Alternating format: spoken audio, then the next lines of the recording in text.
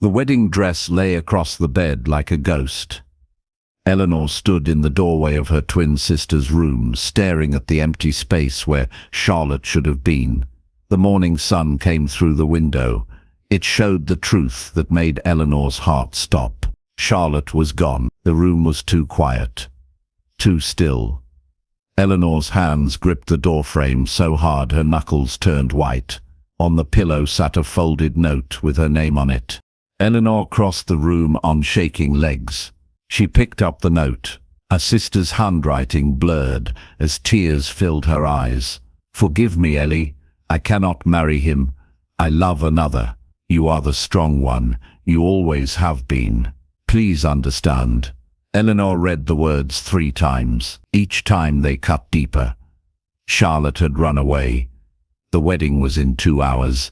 Their father would be ruined. The Duke of Ashworth would demand payment for the broken contract. They would lose everything. The dress seemed to mock her with its beauty. White silk and lace, made for Charlotte's petite frame. Eleanor was taller, thinner, too thin. Their aunt always said, too plain, too quiet. Charlotte was the pretty twin, the charming one, the one men wanted. Eleanor was the shadow, the one people forgot was in the room. She touched the silk with trembling fingers. An impossible thought formed in her mind. No one had ever seen the bride's face except the family. The Duke had met Charlotte only once. At the contract signing, he had barely looked at her, just signed the papers and left. The veil was thick, heavy with embroidered flowers. It would cover her face completely during the ceremony.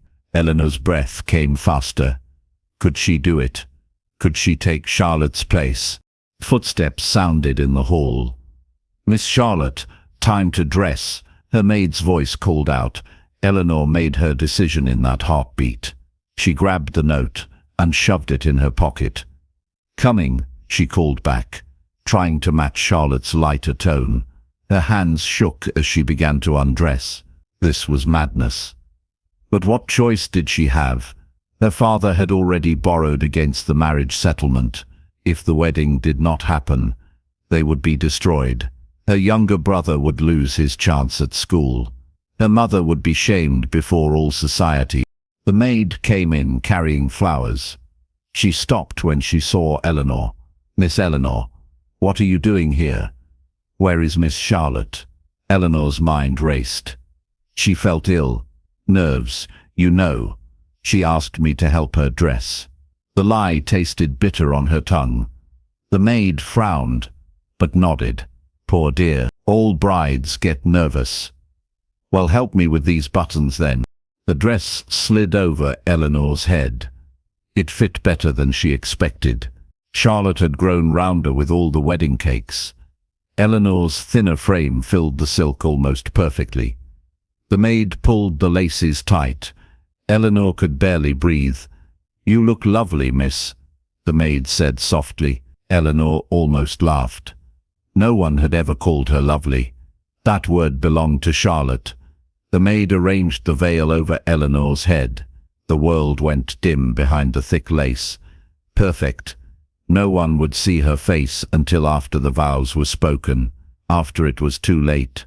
Eleanor walked down the stairs like a woman in a dream. Her father waited at the bottom. His face showed relief when he saw the white dress. "There's my girl," he said gruffly. "Time to make us all proud." He did not look closely. Did not see the wrong daughter behind the veil. Eleanor wanted to scream the truth. Instead, she took his arm. Her legs moved without her permission. Left foot, right foot, toward the church, toward a life that was never meant to be hers. The ceremony passed in a blur of fear. The church was cold despite the summer day. Eleanor shivered as she walked down the aisle. Faces turned to watch. Strangers who had come to see the Duke marry. At the altar stood the man who would be her husband. The Duke of Ashworth. Tall and broad-shouldered, his dark hair was neat above his collar. His face was hard as stone. He did not turn to watch her approach, just stared straight ahead, like a man at his own funeral. The vicar began to speak. Eleanor heard none of the words. Her heart pounded so loud it drowned out everything else. This was wrong. She should stop this, tell the truth. But her father's hand on her arm kept her silent. The Duke's cold voice answered the vows. Then it was her turn. "I do," she whispered. Her voice sounded strange to her own ears. Higher than normal, frightened. The Duke did not seem to notice, or perhaps he did not care. The Duke lifted her veil. For one terrible moment, Eleanor thought he would see, would know this was the wrong woman, but he barely looked at her face. His grey eyes passed over her features without interest. He kissed her cheek quickly. A cold brush of lips that felt like duty, not desire. Then it was done. She was his wife, the Duchess of Ashworth, and he did not even know her name. The wedding breakfast was torture. Eleanor sat beside her new husband at the head table. He spoke only when required. His answers were short and cold. Yes, no, indeed. He looked at her twice. Both times his gaze held no warmth, no curiosity, nothing at all. Eleanor pushed food around her plate. Her stomach was too tight to eat. Across the room, her aunt whispered to another woman. Both looked at Eleanor with satisfaction. The plain twin had done well after all, if only they knew the truth. The Duke stood when the meal ended. "The carriage is ready," he told her, his first full sentence to her. "We leave for Ashworth Hall within the hour." Eleanor nodded. She could not speak, could barely breathe. She would be alone with this stranger, this cold, hard man, who had married a woman he thought was someone else. She followed him from the room. Her family embraced her. At the door, her father looked relieved. Her mother cried. Her brother waved. None of them knew they were saying goodbye to the wrong daughter. The carriage was black and fine. The ducal crest gleamed on the door. Eleanor climbed inside. The Duke sat across from her. He stared out the window as they rolled away. Did not speak. Did not look at her. Eleanor clutched her hands in her lap. The miles passed in silence. The afternoon sun moved across the sky. Still the Duke said nothing. Eleanor began to wonder if he would ever speak to her again. Ashworth Hall appeared as the sun set. It rose from the countryside like something from a dream. Grey stone and tall towers, windows that caught the dying light. Beautiful and cold, like the man who owned it. The carriage stopped before the great doors. Servants lined the steps, all in neat uniforms, all watching the new Duchess with careful eyes. Eleanor stepped down on shaking legs. Her husband offered his arm. The first time he had touched her since the church. His arm was solid under her hand, warm despite his cold manner. A tall woman came forward, grey hair pulled back severely, black dress and keys at her waist. "Your Grace, welcome home. I am Mrs. Hill, the housekeeper." She curtsied low. Her sharp eyes studied Eleanor. "I have prepared the Duchess' rooms according to your instructions." The Duke nodded. "See that she has everything she needs. I will be in my study." He dropped Eleanor's arm and walked away. Just like that, left her standing with strangers in a strange house. Mrs. Hill led Eleanor upstairs. The halls were long and dark. Paintings of stern-faced ancestors lined the walls, all watching her, all knowing she did not belong here. The Duchess' rooms were large and fine, blue silk on the walls, heavy furniture, a bed big enough for 3 people. "Your trunks will arrive tomorrow," Mrs. Hill said. "For tonight, there is a nightdress in the wardrobe." The Duke asked that you not be disturbed. She said the last part carefully. Eleanor understood. Her husband would not be visiting her room tonight. Relief and shame washed through her in equal parts. Alone at last, Eleanor sank onto the bed. What had she done? She had married a stranger under false pretenses, had taken her sister's place, her sister's name, her sister's life. She pulled off the veil with shaking hands. The pins scraped her scalp. Tears came finally. She had not let herself cry all day. Now they poured out, great shaking sobs that hurt her chest. She cried for the life she had given up, for the lie she would have to live forever, for the cold man who was now her husband. A knock at the door made her freeze. "Your Grace?" A young maid's voice. "I've brought your supper." Eleanor wiped her eyes quickly. "Come in." The maid entered with a tray. Pretty and young. Her eyes widened when she saw Eleanor's face. "Oh, you've been crying. Are you well, my lady?" Eleanor tried to smile. "Just tired. It has been a long day." The maid set down the tray. "I'm Mary, my lady. I'll be your lady's maid. If you need anything at all, you just ring." She pointed to the bell pulled by the bed. "Thank you, Mary," Eleanor said softly. The kindness in the girl's voice made her want to cry again. Mary helped her out of the wedding dress, hung it carefully in the wardrobe, helped her into the nightdress, brushed out her long brown hair. "You have lovely hair, my lady," Mary said. "So thick and shiny, and such pretty eyes, like chocolate." Eleanor stared at her reflection. No one had called her pretty before. That was always Charlotte. But maybe in this new place she could be someone different. Someone worthy of kindness. "That will be all, Mary," she said quietly. "Thank you." Mary curtsied and left. Eleanor climbed into the enormous bed. The sheets were cold and smooth.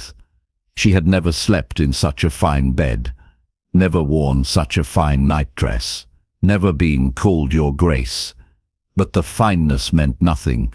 She was a fraud, a liar, sleeping in a bed that belonged to Charlotte, wearing a title that was not hers.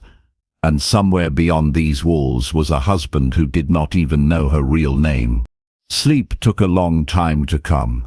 When it did, Eleanor dreamed of running through endless halls, while voices called Charlotte, Charlotte. Behind her, footsteps followed, getting closer, closer. A hand reached for her shoulder. She woke with a gasp. Dawn light came through the windows. Her first morning as a duchess, as a wife, as a woman living a lie. The days that followed fell into a pattern. Eleanor woke alone, dressed with Mary's help, ate breakfast in her room. The Duke was always gone, out riding, Mrs. Hill said, managing the estate. Eleanor walked the gardens, sat in the library, explored the great house room by room. Everything was beautiful. Everything was cold. She saw her husband only at dinner. He sat at the far end of the long table. They ate in silence. Afterward he disappeared into his study. Eleanor went back to her room. They lived in the same house but might as well have been strangers passing in the street. A week passed, this way, then two. Eleanor began to relax slightly. The Duke showed no interest in her, asked no questions about her life before marriage, never spoke of anything personal. He was like a ghost, present but not really there. Eleanor told herself this was good. He would never discover her deception if he never truly looked at her. But part of her felt sad. This cold, empty life stretched ahead forever. No warmth, no companionship, just silence and distance. One evening, Eleanor came down to dinner to find the Duke already seated. This was unusual. He was always late. Tonight he sat at his place, staring at nothing. His face looked more tired than usual. Dark circles shadowed his eyes.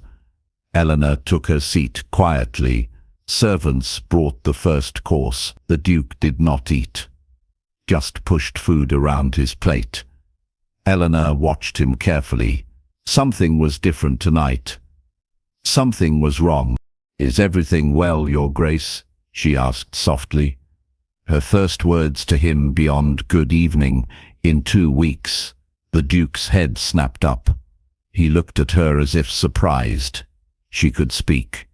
"Why do you ask?" His voice was rough. Eleanor felt her courage waver. But she had spoken. She could not take it back now. "You seem troubled," she said. "I wondered if there was anything I could do." The Duke stared at her for a long moment. Then he laughed. A harsh, bitter sound. "Do? What could you possibly do?" Eleanor flinched. I am your wife. If something troubles you, you are my wife in name only." He cut her off. "Do not pretend there is more between us than a contract."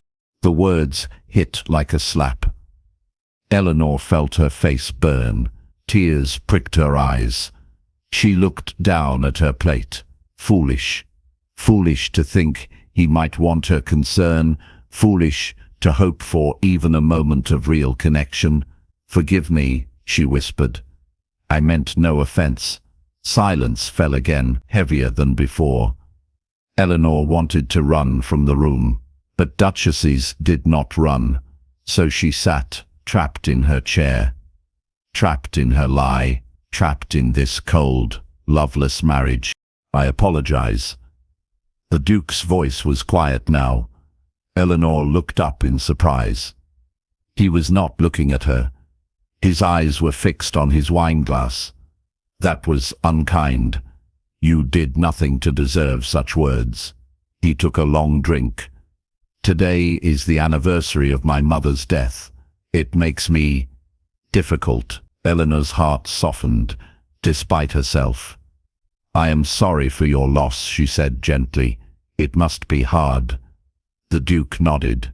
"She was kind, like you seem to be. She would have liked that about you." He stood abruptly. "Excuse me. I find I am not hungry tonight." He left the room quickly. Eleanor sat alone at the long table. His words echoed in her mind. Kind, like you seem to be.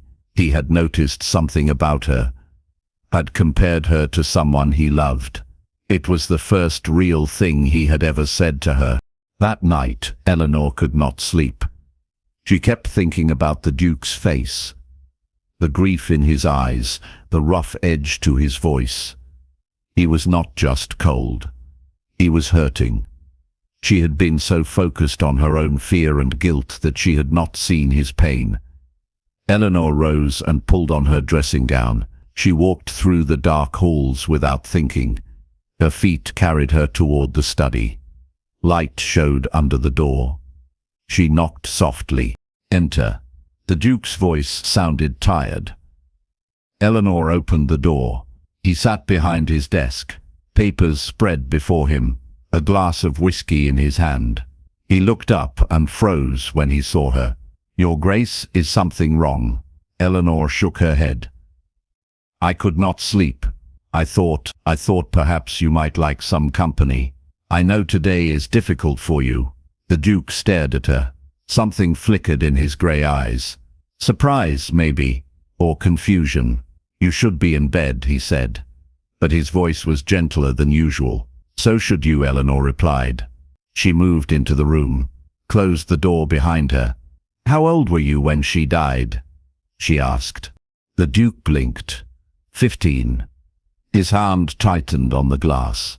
It was very sudden. A fever. She was well one day and gone the next. Eleanor's heart ached for him. That must have been terrible. I cannot imagine. She sat in the chair across from his desk, uninvited, bold. Her hands shook in her lap, but she kept her voice steady. "Do you want to talk about her? Sometimes it helps to remember the good things." The Duke's jaw worked. For a moment she thought he would send her away. Then he spoke. "She loved roses." The gardens here were her pride. She would spend hours tending them herself, even though we had gardeners. A small smile touched his lips. My father said it was beneath her station. She did not care. She said her hands needed to touch living things, to help them grow. Eleanor smiled. She sounds wonderful. She was, the Duke said quietly. After she died, my father changed, became hard. He said grief was weakness, that a duke must never show such things. He sent me away to school a week after the funeral. I did not come home for 2 years. Eleanor's throat tightened. That is so unfair.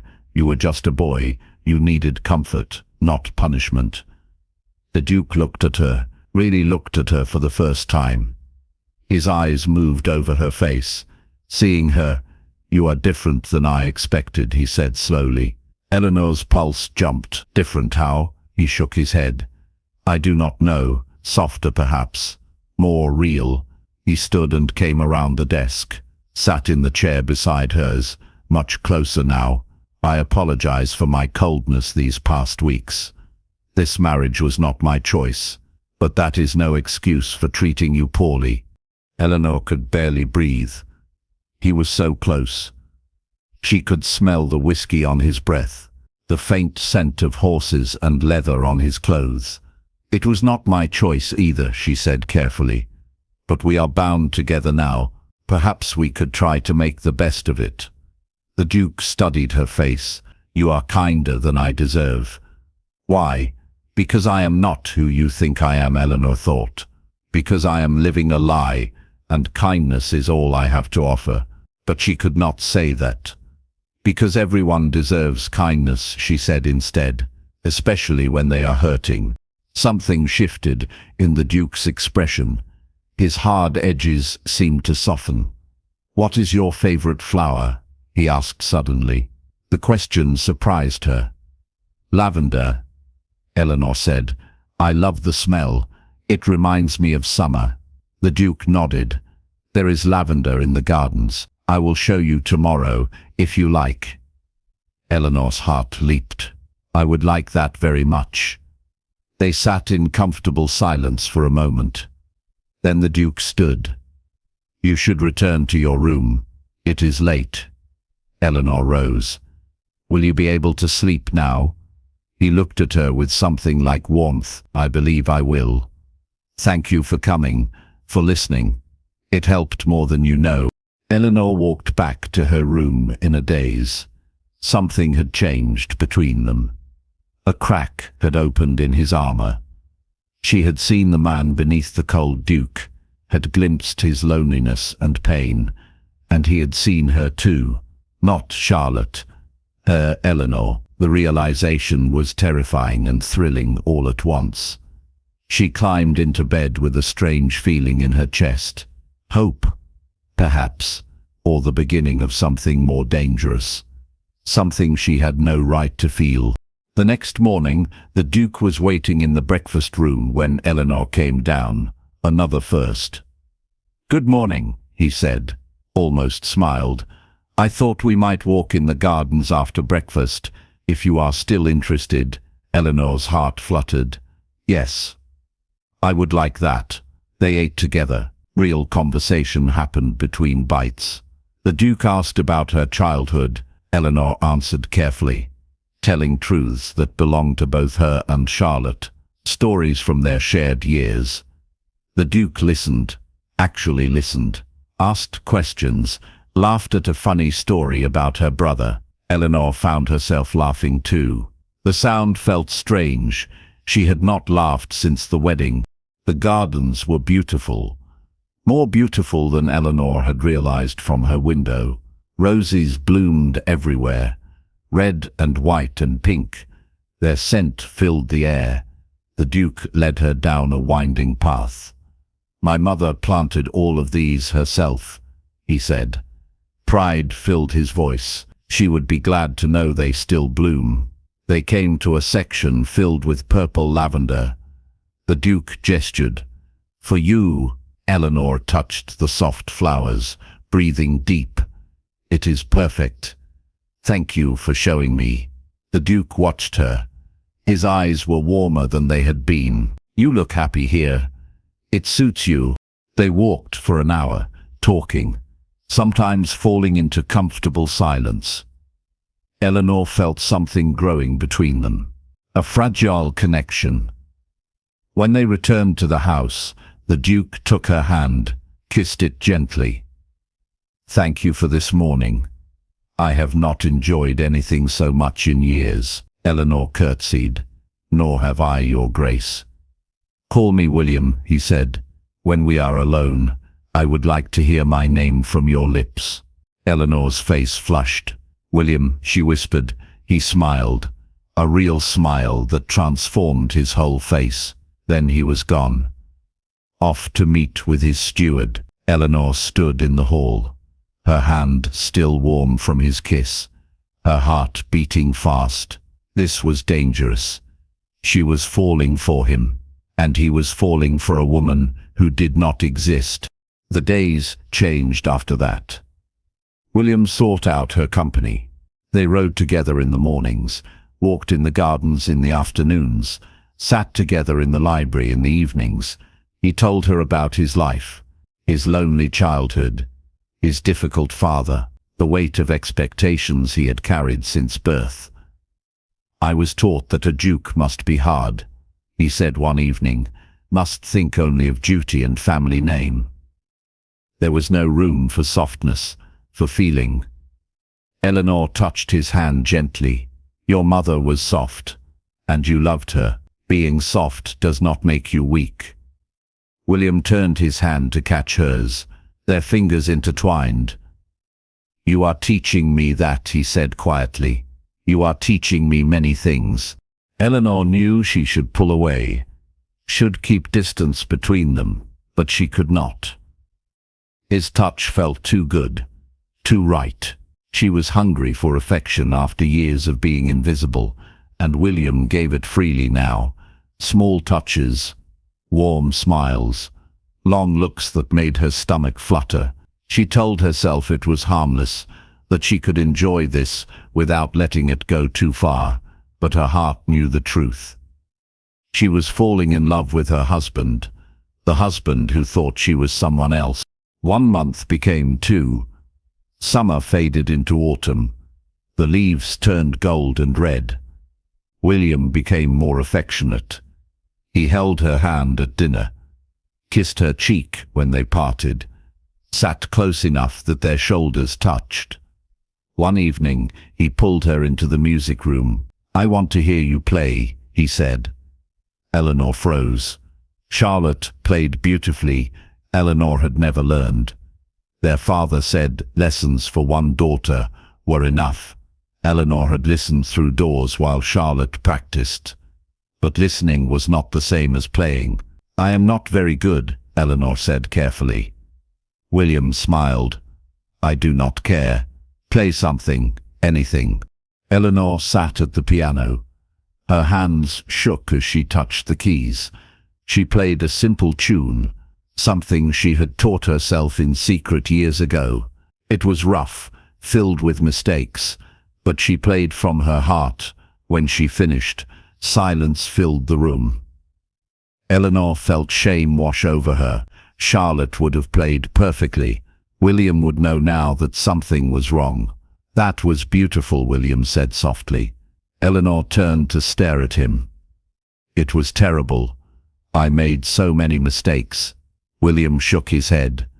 You played with feeling, with honesty. That matters more than perfection. He sat beside her on the bench. Play it again. I want to learn it. They sat side by side. Eleanor's fingers showing William the notes, his larger hands clumsy on the keys. They laughed together at his mistakes. His shoulder pressed against hers. His warmth seeped through her dress. Eleanor felt drunk on happiness, on being close to him. When the lesson ended, William turned to her. His face was very close. You make me happy, he said simply. I did not think I could be happy again, but you have brought light back into this dark house. Eleanor's eyes filled with tears. "You have given me a home," she whispered. "I was so alone before, so invisible. Here, with you, I feel seen." William's hand came up to cup her cheek. His thumb wiped away a tear. "How could anyone not see you?" he murmured. "You shine." He leaned in slowly, giving her time to pull away. Eleanor did not move, could not move. His lips touched hers softly, gently. A question, not a demand. Eleanor's eyes closed.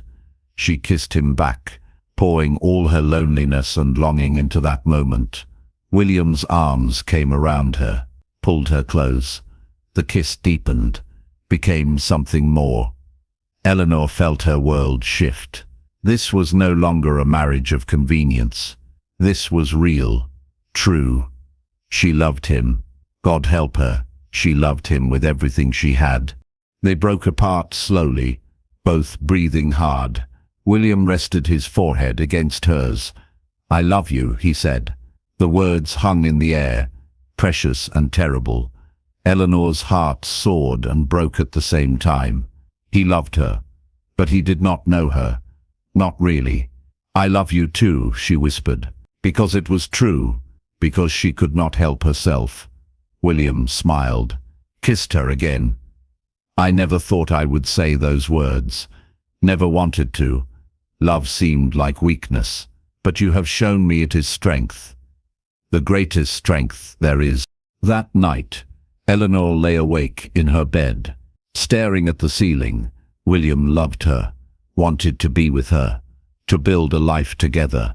But their happiness was built on lies, on her deception. Every day the truth became harder to tell. How could she confess now, when he had opened his heart, when he believed she was Charlotte?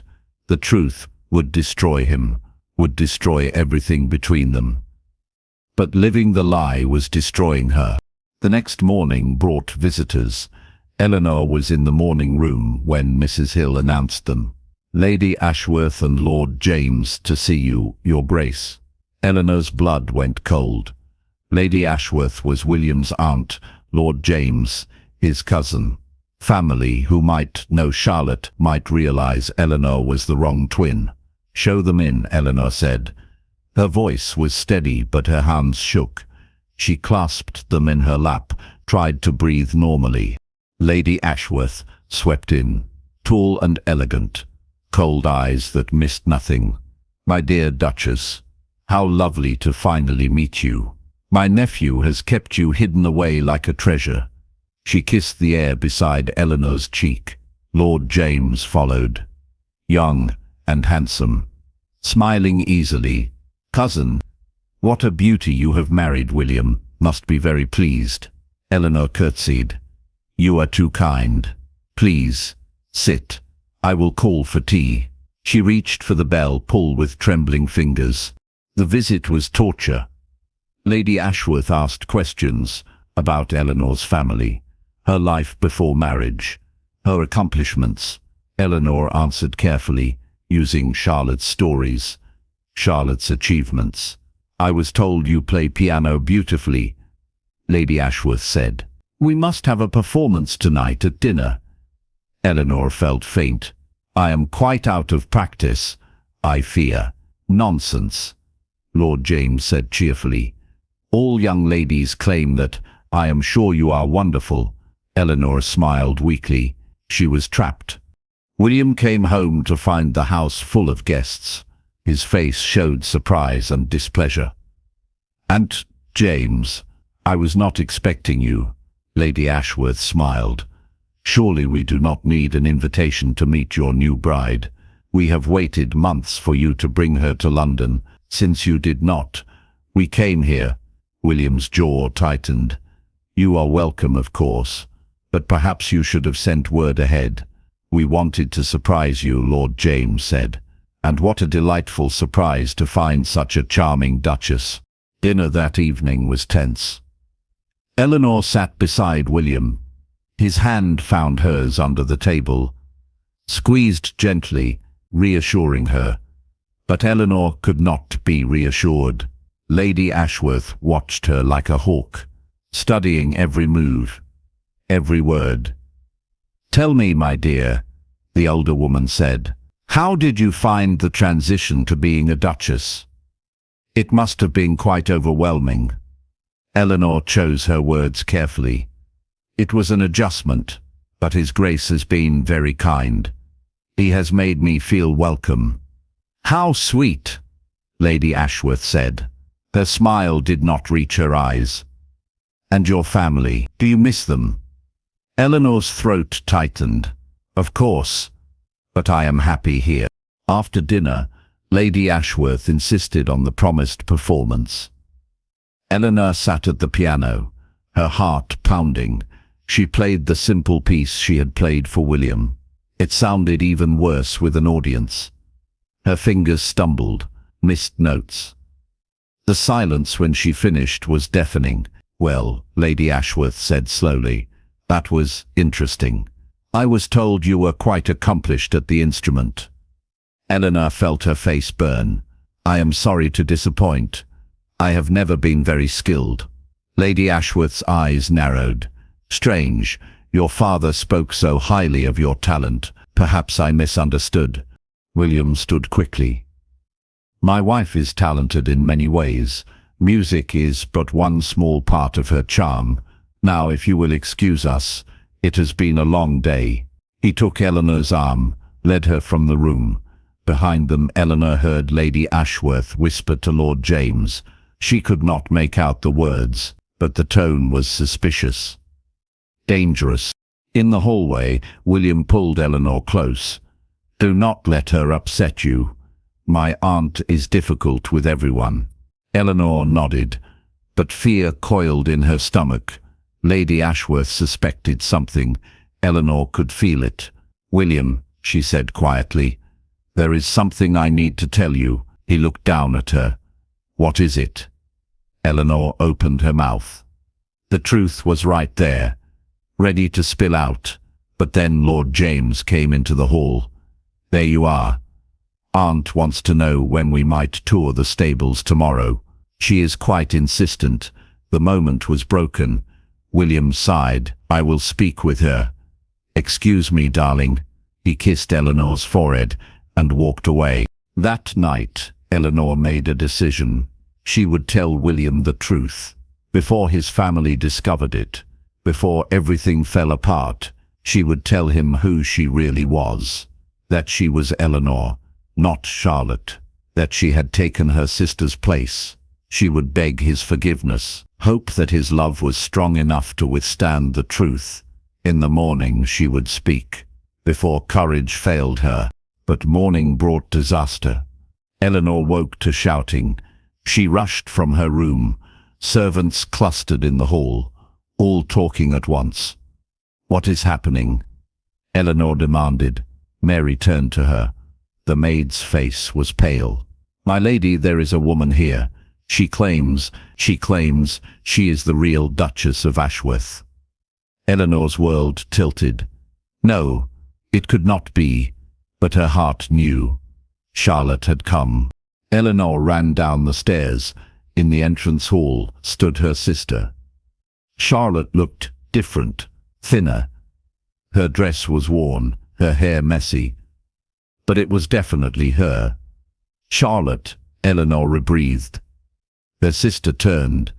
Tears streamed down her face. "Ellie, thank God. I have made a terrible mistake. I have come to fix it." William stood nearby. His face was white, confused. "What is going on? Who is this woman?" Charlotte looked at him. "I am Charlotte Hartley, your bride, your true wife." She pointed, "Eleonora. That woman is my twin sister. She took my place at the altar." The words hit like cannon fire. William's eyes swung to Eleanor. Horror and disbelief warred on his face. "What is she talking about?" His voice was low. "Dangerous." Eleanor felt the floor drop from under her. "William, please, let me explain." "Explain what?" His voice rose. "Explain that you lied to me. that everything between us has been a lie. Tears poured down Eleanor's cheeks. Not everything. My feelings are real. I love you. That is true. William laughed. A terrible sound. Love. You do not even have the right to that name you used. Who are you? What is your real name? Eleanor, she whispered. My name is Eleanor. William stared at her, at this stranger wearing his wife's face. His hands clenched at his sides. Get out. Eleanor stepped toward him. Please, let me tell you what happened. Why I did it. I do not care why. William shouted. You deceived me. Made a fool of me. I opened my heart to you. Told you things I have never told anyone. And it was all a lie. You were laughing at me this whole time. No, Eleanor cried. I never laughed. I never wanted to hurt you. I had no choice. There is always a choice, William said coldly. You chose deception. You chose to trick me into marriage. Well, congratulations. You are very good at lying. Lady Ashworth appeared at the top of the stairs.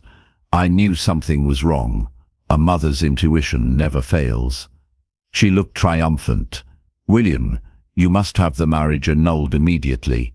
This woman is a fraud. William looked at Eleanor. His grey eyes were ice. Pack your things. I want you gone within the hour. Where will I go? Eleanor asked desperately. William's face was stone. I do not care. Back to your family. To the streets. Anywhere but here. I never want to see you again. He turned and walked away. Did not look back. Charlotte rushed forward, grabbed Eleanor's arm. I am so sorry, Ellie. I did not mean for this to happen. I just wanted to come back, to fix things. Eleanor shook her off. You have done enough. She walked up the stairs on numb legs. In her room, Mary helped her pack. The maid's face was kind, pitying. Where will you go, my lady? Eleanor shook her head. I do not know. It does not matter. Everything was over. The happiness she had found, the love she had felt, all ashes now. The carriage took her away from Ashworth Hall, away from the only home she had ever truly had. Eleanor stared out the window, watched the grey towers disappear behind trees. Her heart felt dead in her chest. William hated her, thought she had played him for a fool. He would never forgive her, never understand that she had fallen in love with him, that every moment together had been real for her. She had lost him, lost everything. 3 days passed in a blur. Eleanor stayed at an inn, using the little money she had. She wrote to her family, but received no answer. Charlotte must have told them what happened. They would be furious, ashamed. Eleanor was alone, truly alone. On the third night, she stood at her window, looking down at the street far below. It would be easy to step out, to let go, to end this pain. Her hand touched the window latch. A knock at the door stopped her. Miss, there is a gentleman to see you. Eleanor's heart leaped. William, had he come? She rushed to open the door, but it was Lord James who stood there. William's cousin. His face was serious. May I come in? I have something important to tell you. Eleanor stepped back. Let him enter. What do you want? Lord James looked uncomfortable. I have been thinking about what happened. Something did not sit right with me. So I went to your family home. Spoke to your brother. Eleanor's pulse quickened. What did he say? Lord James met her eyes. He told me the truth about Charlotte running away, about your father's debts, about how you took her place to save your family from ruin. Eleanor's throat closed. Why does it matter? The damage is done. It matters, Lord James said firmly, because William thinks you did this out of malice, to trick him. He does not know you sacrificed yourself for your family, that you had no choice. Eleanor shook her head. He will not care. He made that clear. You are wrong, Lord James said. William is angry, hurt, but he is not cruel. If he understands why you did it, he may forgive you. Eleanor wanted to believe him, but hope felt dangerous. What do you want from me? She asked. Come back with me, Lord James said. Face William, tell him the full truth. Let him decide with all the facts. Eleanor looked away. He told me never to return. I will not force myself on him. You owe him the truth, Lord James insisted. The whole truth. Not just what Charlotte told him. Give him that, at least. Then if he still wants you gone, I will help you start somewhere new. But you must try. Eleanor closed her eyes. The thought of facing William again terrified her, but Lord James was right. She owed him the truth. All of it. All right, she whispered. I will come. The ride back to Ashworth Hall took hours. Eleanor's stomach churned the whole way. What would she say? How could she make him understand? Lord James tried to reassure her. William loved you. I saw it in his eyes when he looked at you at dinner. That kind of love does not die in 3 days. It may be buried under anger, but it is still there. Eleanor wanted to believe him, but William's face when he had ordered her away haunted her. So much hate, so much betrayal. They arrived at dusk. The house looked dark, unwelcoming. Lord James led her inside. Wait here, he said. I will bring William. Eleanor stood in the entrance hall. The same hall where her world had shattered. Her hands trembled. Her heart pounded. Footsteps sounded above. William came down the stairs. He stopped when he saw her. His face went hard. What are you doing here? I told you. I asked her to come. Lord James interrupted. She has something to tell you. Something you need to hear. Then, if you still want her gone, I will take her away myself. But hear her out, cousin. Please.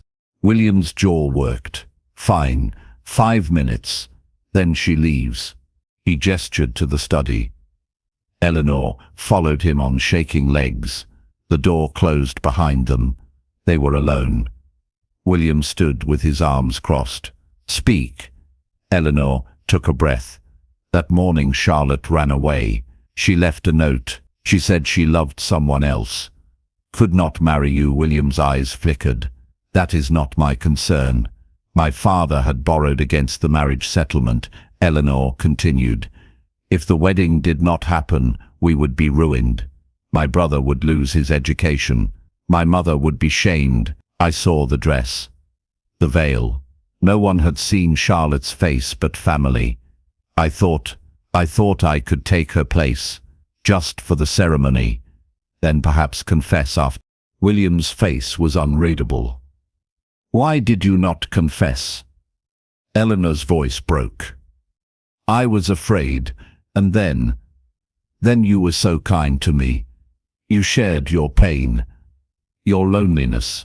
You made me feel seen for the first time in my life. I fell in love with you by the time I found courage to tell you. Charlotte appeared. Tears ran down her face. I know I deceived you. I know I hurt you, but my love was real. Is real.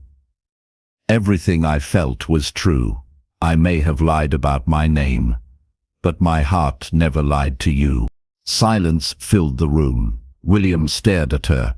His face showed nothing. You should have told me, he said finally. The first day, the first moment we were alone.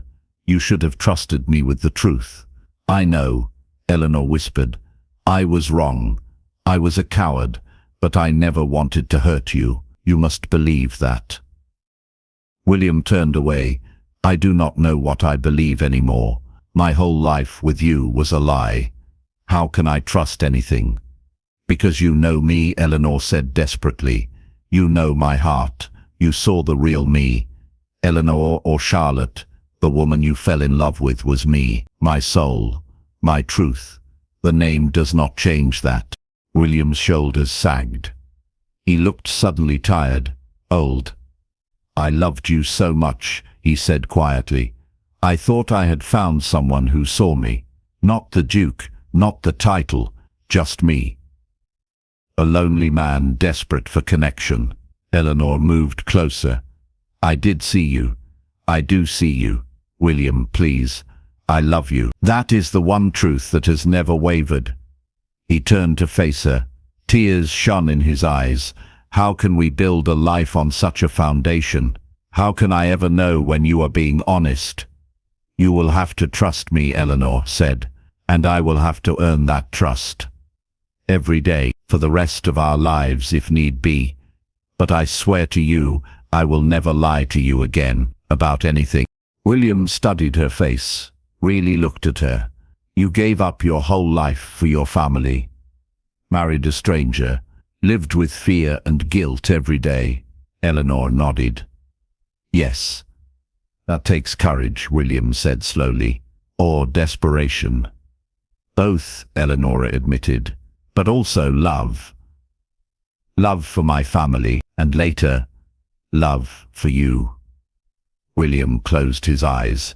"I want to hate you, want to send you away, and forget you exist. But I cannot. God help me. I still love you. Even knowing everything, even through the anger, I love you." Eleanor's heart soared. "William," he held up a hand, "but love is not enough. We need more than that. We need honesty, trust, time to rebuild what was broken." "I will give you all the time you need," Eleanor said quickly. "I will do anything to make this right." William looked at her for a long moment, then nodded slowly. "Stay. We will start again, from the beginning this time, with truth." Eleanor felt tears of relief stream down her face. "Thank you. Thank you so much." William's hand came up, touched her cheek gently. "I cannot promise it will be easy.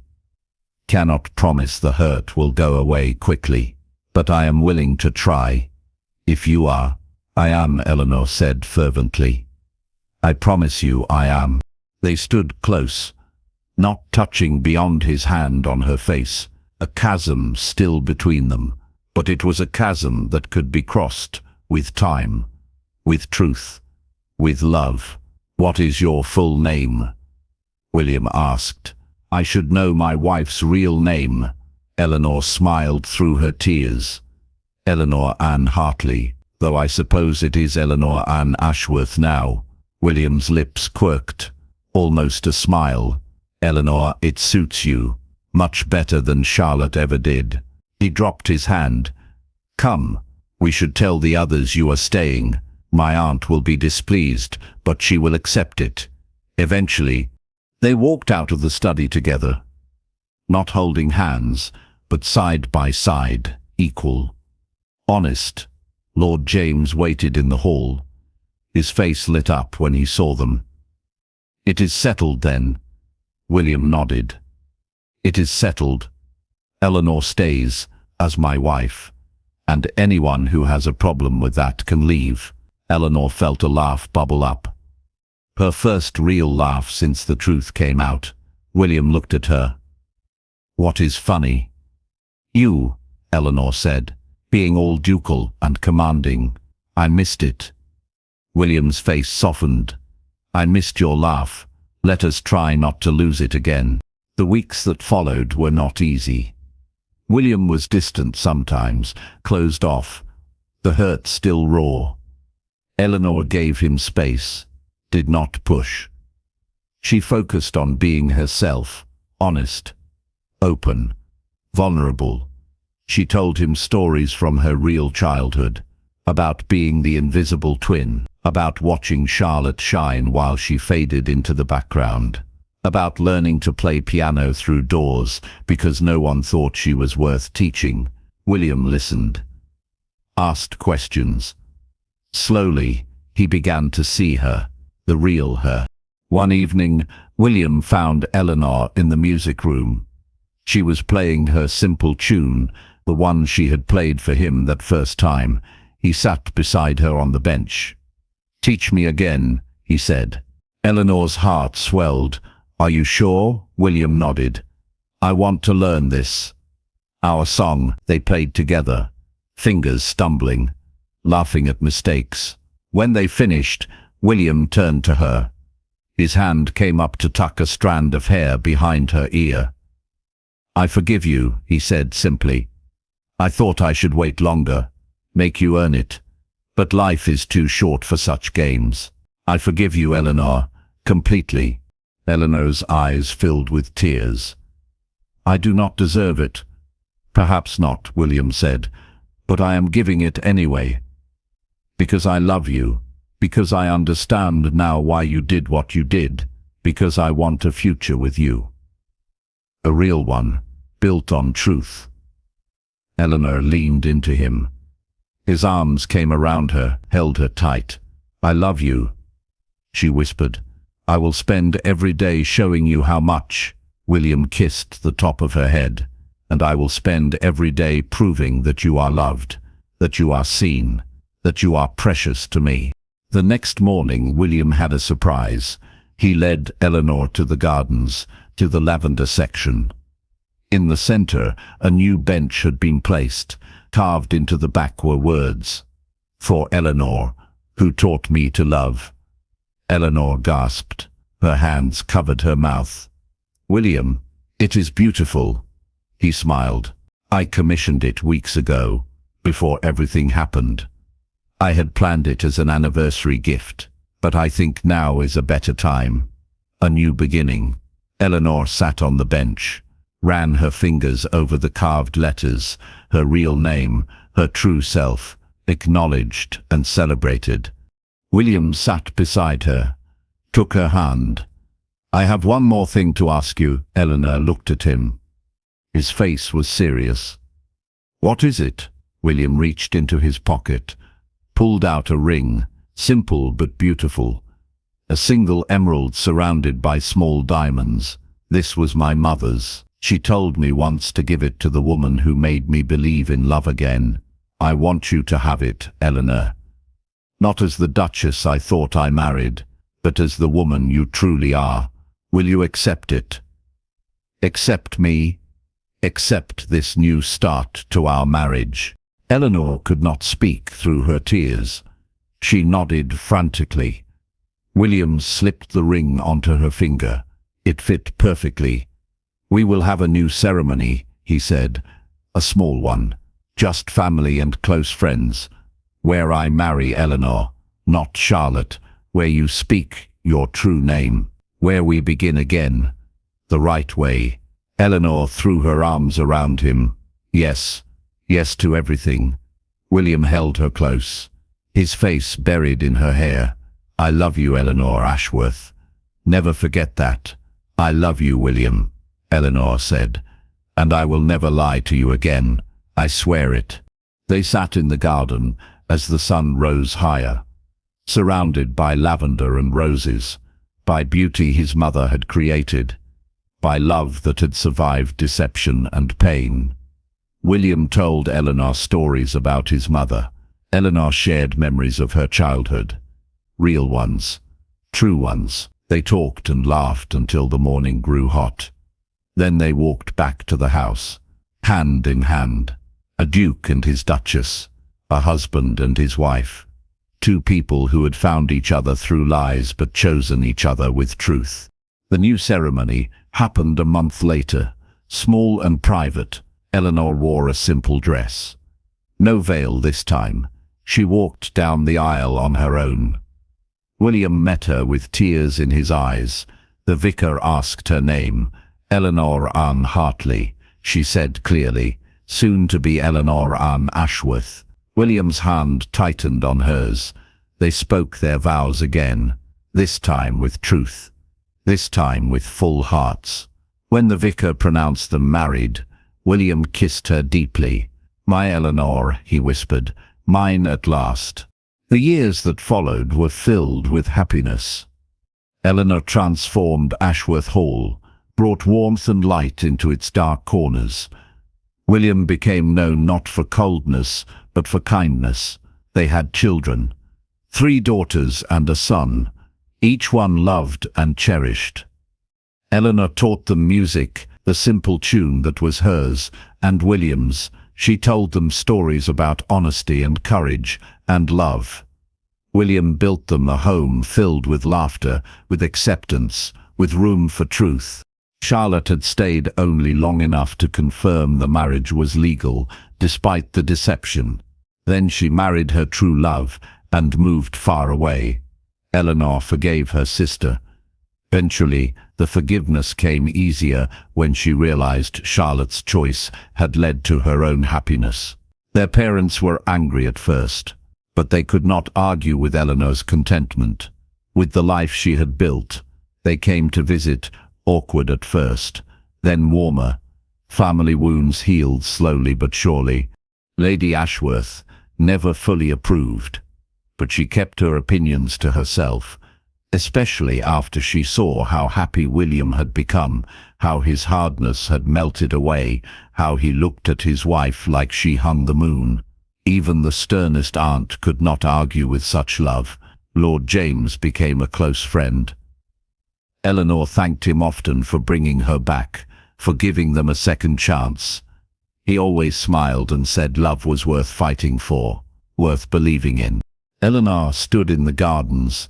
20 years later, grey touched her hair now, lines marked her face, but her eyes were bright, happy.